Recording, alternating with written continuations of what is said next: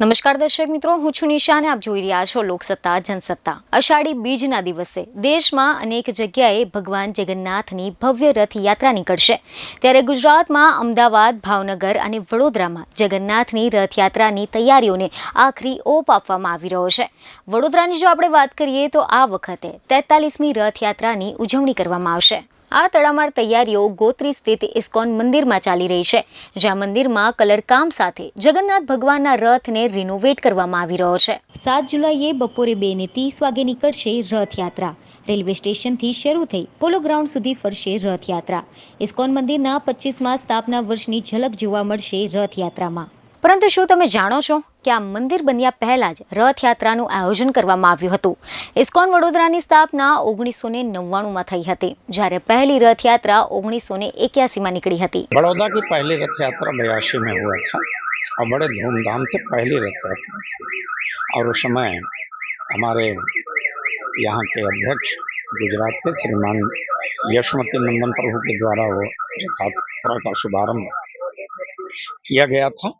तब से लेकर के यात्रा की परंपरा रूप से रथ यात्रा हो गई है. રથયાત્રાના ઇતિહાસ પર જો આપણે નજર કરીએ તો હમણાં જે રથનો ઉપયોગ થાય છે તે 1997માં બન્યો હતો. પહેલી રથયાત્રામાં વપરાયેલા રથ પણ વડોદરામાં જ બન્યો હતો.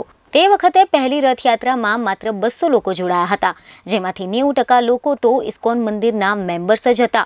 મહત્વની વાત એ છે કે તે સમયે ભક્તોની સંખ્યા ભલે ઓછી હોય, પરંતુ આ રથયાત્રાનો રૂટ એ જ હતો જે આજે પણ છે. એ સમયે પણ રથયાત્રા ભવ્ય હતી અને એનું મહત્વ પણ એટલું જ હતું જેટલું આજે છે. भगवान अपने जहाँ उनका गर्भगृह होता है वहीं पर निवास करते हैं, लेकिन उनको क्वारंटाइन कर दिया जाता है. क्वारंटाइन में उनको अलग से पर्दा उनका लगा देते हैं, सेपरेट भगवान के लिए स्थान कर देते हैं. एक पुजारी उनकी सेवा करते हैं. इस समय भगवान को औषधि, जैसे भोजन में औषधि युक्त भोजन, काढ़ा इत्यादि, मेडिसिन वगैरह दवाई भगवान को दी जाती है. पहली रथ यात्रा में मैं नहीं था, लेकिन पिछले 10 वर्ष से मैं रथ यात्रा अटेंड कर रहा हूँ और मैं देख रहा हूँ कि हर वर्ष वर्ष दर वर्ष रथ यात्रा भव्य होती जा रही है. और इसमें निश्चित रूप से हमारे भक्तों का और विशेष रूप से बड़ौदा वासियों का सहयोग है, जो इसमें बढ़ चढ़ करके हिस्सा ले रहे हैं. पुलिस प्रशासन, मीडिया के लोग, इन सबका विशेष सहयोग है, जिससे यात्रा वर्ष दर वर्ष और भव्य होती जा रही है. જો કે 1997 પછી રથની લાકડીઓ બદલવામાં આવી ન હતી, પરંતુ આ વર્ષે રથમાં નવી લાકડીઓ નાખવામાં આવી છે અને સુંદર રીતે નવો કલર કરવામાં આવ્યો છે. સાથોસાથ 7 થી 8 પ્રકારના ફૂલોથી રથને સુશોભિત કરવામાં આવશે. ભગવાનને જે વસ્ત્રો પહેરાવવામાં આવે છે તે ખાસ વૃંદાવનથી બનાવવામાં આવ્યા છે. જગન્નાથ ભગવાનના આભૂષણ, મુગુટ અને હાથમાં પહેરેલા દાગીનાઓ ચાંદીના હશે. This Christmas it will be 40 years. I've been in Baroda about a year and a half. The people, their enthusiasm, their positivity, their organized nature, and many personal experiences. I read a book, which I recommend to anybody reading Prabhupada's books.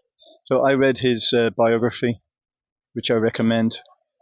In every city in the world there's Rath Yatra. It's the same procedure, just depending on how much manpower and money is put in. આ વર્ષે રથયાત્રાની શોભા વધારવા માટે ભક્તિ વિકાસ સ્વામી chief guest તરીકે આવશે. સાથે સાથ Russia, Ukraine, Europe, Australia, Ireland અને ચાઇનાથી પણ ભક્તો જોડાશે. આ સિવાય વૃંદાવન, મથુરા, ઉત્તર પ્રદેશ જેવા ધાર્મિક સ્થળોએથી પણ ભક્તો વડોદરા પધારશે.